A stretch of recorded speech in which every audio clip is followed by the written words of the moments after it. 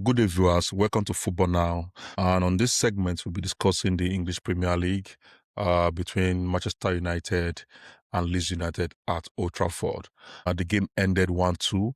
Leeds United have their first victory at Old Trafford after 45 years. It was a disappointing outcome. Manchester United fans are disappointed about the result. 5th minute, Okafor scored. And at the 29 minutes, Okafor scored again. Wonderful goal. And at the 56th minute, Sandro Martinez had a red card. Then it became an uphill and difficult task for Manchester United to come back from 2 goals down with 10 men. The 69 minute, Bruno Fernandes made a cross, fantastic cross. And Casemiro made the cross with a header into the right corner of the post. We make it 1-2. But the German coach, Fake, made a lot of changes to make sure that you win the game, because currently right now, Leeds United are 15th in the EPL table, 6 points above the relegation zone, and the victory was celebrated by Fake at Old Trafford. They needed 3 points at Old Trafford. Michael Carrick was disappointed about the result with his statement saying that the red card didn't worth it. Today, on our platform today, we have Bro Bobby here. He's a Manchester United fan. He will discuss his analysis, to tell us what he says about the game, and he's going to give us his own submission about the result, because this is 24 days. Manchester United have not played a game, and today everybody believed that they will come in fresh to give a good performance. But it was a good performance though, but Manchester United were not lucky to a good performance, because after the red card, Manchester United played with a lot of intensity, which led to the goal from Casemiro, but the equalizer was not possible. Mr. Bobby, welcome to the show. What's your take about the game? What's your submission? Well, thank you for having me. The game today was a nightmare, honestly. I didn't expect them to play that way after 24 days of rest, even going to, I know they had the mini preseason. They went to Ireland thinking that they would, come back with a win. It was a shocking result. I don't know what happened today. Carrick made a lot of changes. I know Kobe Mainoo was injured.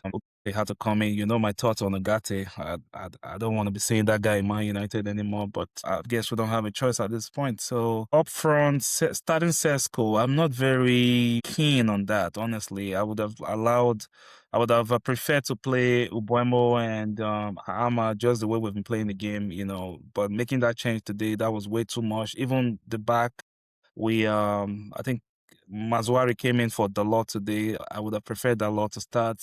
This is not a game to change stuff. Not play the game for 24 days. We've waited this long, to come and, I'm devastated, honestly. I didn't expect that to happen today. Better days ahead. Looking forward to the next game, Chelsea, coming up.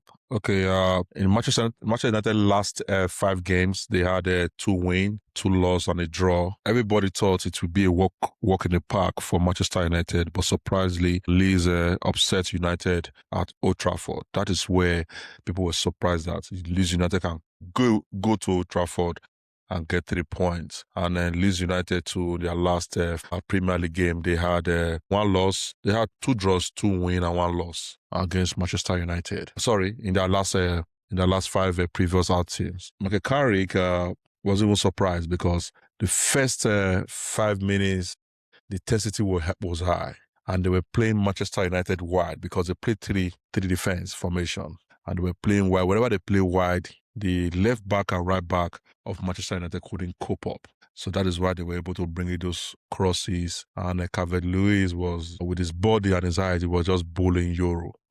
And you guys will be playing Chelsea on Saturday. I think you guys are traveling to Stamford Bridge to play Chelsea. With this performance, you see Manchester United edging Chelsea. But Chelsea too, they are having their own issues, their own worries, confidence issues. They have issues, internal wrangling. Do you believe Carrick will go to Stamford Bridge and get 3 points? Yeah, that's a whole different ball game. Honestly, you said Chelsea. I don't remember the last time they won against us. The best I think they will get is a draw. I don't see them winning us with the way they're playing at the moment. It's gonna be a different game. I think Leeds today, we probably underestimated their game a bit. I watched that game against West Ham. They were really good. I know West Ham came back with two goals towards the end of the game, and they managed to take the game to extra time and penalty, and Leeds won the game. That's the FA Cup game against West Ham. So I think the game with Chelsea is a different ball game. I probably would have a win there. We just need to play our normal game. Just play the normal people. I know Kobe Meno will be back. I think Aaron Maguire should be back. I don't know if he had. I think it's a one-game ban. He should be back. Euro was very shaky today. I'm not very sold on him, honestly. He has this type of game that he puts pressure on himself. I don't know if it's the age, but he's old enough. I think he should be. He's been in Premier League for about 2 or 3 years now, so he should understand the expectation. But I don't know what happened. I don't know what's happening to him. Hopefully, we're able to get maybe somebody this transfer window. We need another defender. Martinez cannot stay fit. Maguire, I don't think he's gonna be there for a long time. I know he just signed a 1-year contract, but we need another defender. Hopefully, like I said, hopefully we have Maguire back this weekend. Lenny Yoro will be there as well, and have the normal team. Luke Shaw, Dalot, Kobe Meno, Casemiro, Bruno Fernandes, Ubuemo, Cunha, and Ahmad. Although Ahmad was very poor today, but hopefully the game against Chelsea will be a different game, and we keeping my fingers crossed, we should be able to get a win over them this Saturday. Yeah, so Manchester United and Aston Villa are on the same point right now, 55 points. Aston Villa had a draw against Nottingham Forest. And now Aston Villa will be playing Sunderland coming weekend. So if Sunderland wins, Man U wins their game against Chelsea, then Man U will be topping Sunderland with 3 points. The third position now, that is what Aston Villa is dragging with Man U. But I believe they should be safe by now, Aston Villa, for the Champions League. They should be safe because they have 55 points, Aston Villa, while Liverpool is 52 and Chelsea is 48. 5 EPL teams will be going to the Champions League next season through the UEFA coefficient. I think they are pretty well safe, but anything can happen because it's a 6 match to go, and that's a lot of points. So everybody has to keep up. All teams have to step up. I won't say they are safe because if you look at Chelsea, Brentford, Everton, and Brighton, the gap between them and Liverpool is still much. It's lean. So I think it's only Arsenal and Manchester City that comfortable right now. But from 3, 4, 5, 6, 7, 8, 9, it's still slim. Anybody can drop. What do you think Carrick should improve on Sunday? So the intensity that Leeds play them, I believe Leah Rosina also watch the clip and see the areas Man U is lacking. Because my defense currently is very, very poor. My defense is poor, and that is why Leeds United were able to capitalize on the defense. And this has been the issue with Manchester United. Even when Ruben Amorim was in Manchester United, defense was the issue. I believe Michael Carrick should be able to learn from Amorim's defense crisis. On Sunday, traveling to Stamford Bridge, Manchester United should be able to work on their defense on Sunday because defense was the issue today. I believe this can be corrected on Sunday. What's your thoughts? Well, defense was not the only issue today. I think the midfield was also the issue there.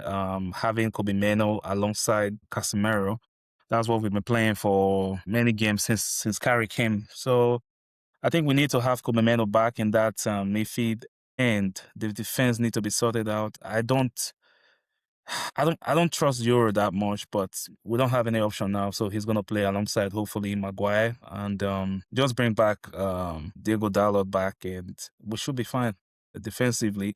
Attacking wise, I would still, like I said earlier, I would still play Ubuemo, Ahmad, and Koya up front. I don't want to see Sesko starting the game next week because it's still gonna be the same. The last game he played, or 2 other games that he played, if you can remember, against Newcastle, it was the same mistake Carrick made.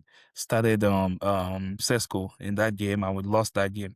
We ended up, even with 10 men, Newcastle ended up winning the game at the end. So it's gonna be a different game with Chelsea. I see us winning that game. I don't see them winning, probably the best, like I said, they will have will be a draw. And Michael Carrick needs to sort himself out. He needs to start making changes on time and starting the game with with the right players. Yeah, in today's game, Kobe Mino was not in the lineup, so I don't know. I don't know what's wrong with him. But he Is he had a injured knock. or Yeah, he he had a had a knock? knock. Yeah, so they Okay. didn't want to risk him. So according to Carrick, they didn't want to risk him. So that was the reason why they had to start. Yeah, because Gatti and Casemiro, they were missing in that first 30 minutes. They were not in the game. We don't know when Doku will be coming back from his hamstring injury. That would be a plus, but still injured. And Gilit is still injured. And Maguire is on suspension.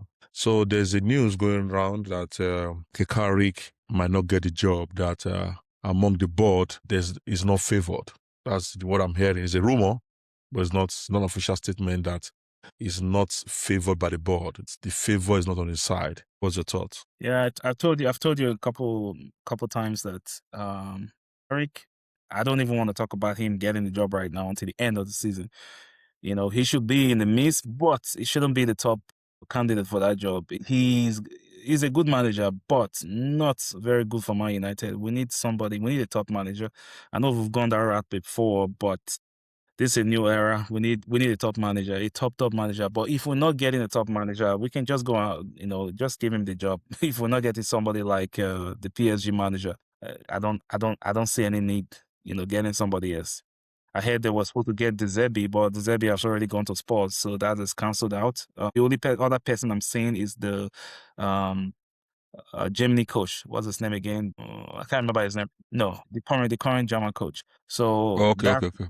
that's the only person I think, but that guy has never coached in the Premier League. And I know even if PSG coach has not coached in the Premier League, but he has pedigree compared to that guy. The current German coach. So I know he's really desperate. According to what I heard, he's desperate for a job. But I will still go with the PSG coach. That's PSG coach or Barcelona coach would be the only two options for me right now. And if not none of those two, then we should just stick with Carrick and see where we go. Okay, the current German national coach is Julian Nagelsmann. Nagelsmann, yeah, that's it. Nagelsmann. So, yeah. All right. Thank you for joining the Oh no! show. Before we leave, we need to give credit to Bruno. He had another Yeah, assist today. yeah. That's 17 assists. Hopefully, we have 6 more games to go, if I'm not mistaken. So hopefully, he's able to break that assist record of 20, led by Kevin De Bruyne and Terry Henry. I think we have 6 more games left. Hopefully, he's able to get 4 more assists to get to 21. That would be, a new record set for him. Nice milestones for him today, but we didn't get a win. But hopefully, on Saturday, we'll come stronger, better, and get a win against Chelsea. Yes, Bruno Fernandes has been a fantastic midfielder in the Premier League this season. He's the best because currently he has 16 assists, followed by Ryan Cherki, 10 assists, followed by Jared Bowen of West Ham, 8 assists, followed by Erin Allen, 7 assists, Erin Wilson of Fulham, 6 assists, Jack Grealish of Everton, 6 assists, James Garner, 6 assists, Mohamed Salah, 6 assists. So we hope Bruno Fernandes can break Thierry Henry record. But there are 6 matches to go. 6 matches to go now for the end of the season. Let's see. There's still matches to be played. Thank you for joining the show, and thank you, subscribers, followers, fans of Football Now. Keep subscribing, keep sharing, keep commenting. We're also available on Facebook, TikTok, and Instagram. Thank you for watching, and bye for now. Thank you for having me.